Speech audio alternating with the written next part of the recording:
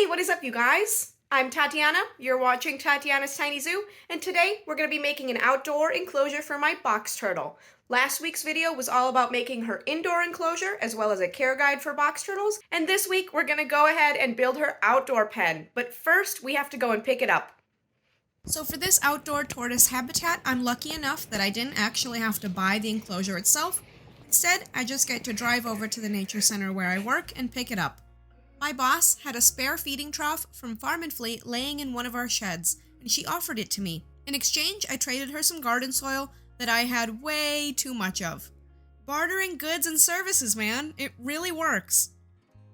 In case you're not so lucky to have a very cool boss with a free rubber tub, there are a lot of different ways you can make an adequate tortoise enclosure. You can use a feeding trough or a rubber tub like the one I'm about to show you.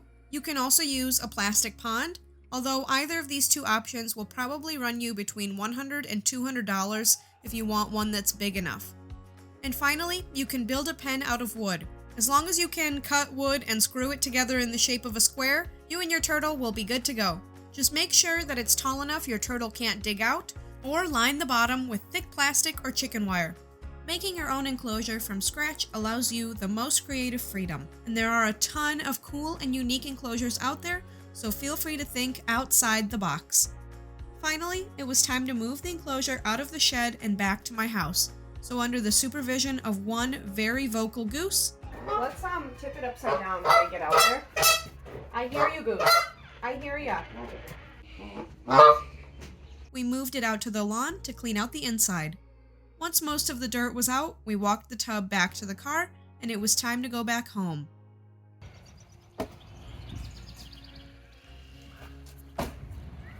Once I was back home, it was time to fill the tub. This was easy for me because, like I mentioned earlier, I had recently gotten 2 yards of garden soil delivered to my house and had way too much left over. I used this mix to fill the enclosure, but you can use any pesticide and herbicide-free topsoil or a mix of eco-earth and repti-chips, although this would probably be more expensive. Once the tub got too heavy to move easily, I put it in its permanent spot and started filling it by the bucket full. And after a lot of buckets, it was finally full.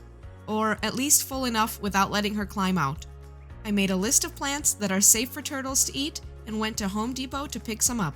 Of course, I got a bit distracted and bought some garden plants too. I'll include a link to a great resource down below that lets you search if plants are safe or unsafe for turtles. It was finally time to put the enclosure together. Since the tub is sitting behind my shed, it will get a lot of shade in the afternoon when the sun starts to set. I still put 2 hides in for her because it will get full, intense sun in the mornings. I planned out where I wanted her water dish to be. I'm using a cat litter pan, and I'm gonna cut down the sides so she can get in and out easily. This will give her plenty of room to soak. I also planned out where her plants will go before putting them in the ground. I ended up getting blue fescue grass and a hosta from Home Depot, and a bergamot or bee balm plant from my boss. All of these plants should come back every year as long as their roots don't get too cold over winter. You can't have a box turtle without a big leaf pile. It's her favorite part of her indoor enclosure, so of course I added it to the outdoor one. The very last thing I added was some calendula seeds. This is another edible plant, and it will hopefully add some beautiful flowers throughout the enclosure. I added the whole seed packet, so I'll probably have to thin them out a bit once they grow in. Then I watered all the plants in.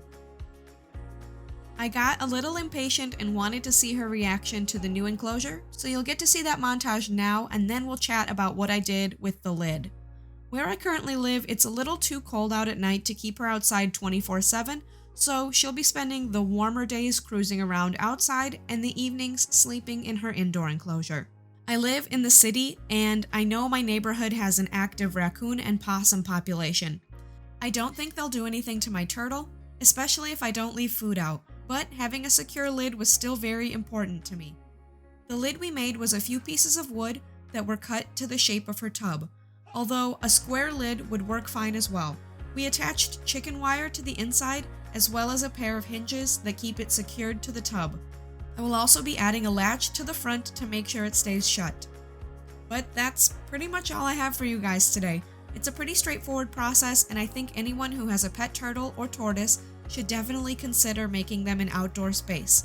I'll include a link to my box turtle care guide video and to the turtle safe plant list in the description below. And if this video helped you out, consider subscribing to my channel. Thanks again to my patrons who help support me and my critters. As always, I'll see you guys in the next video.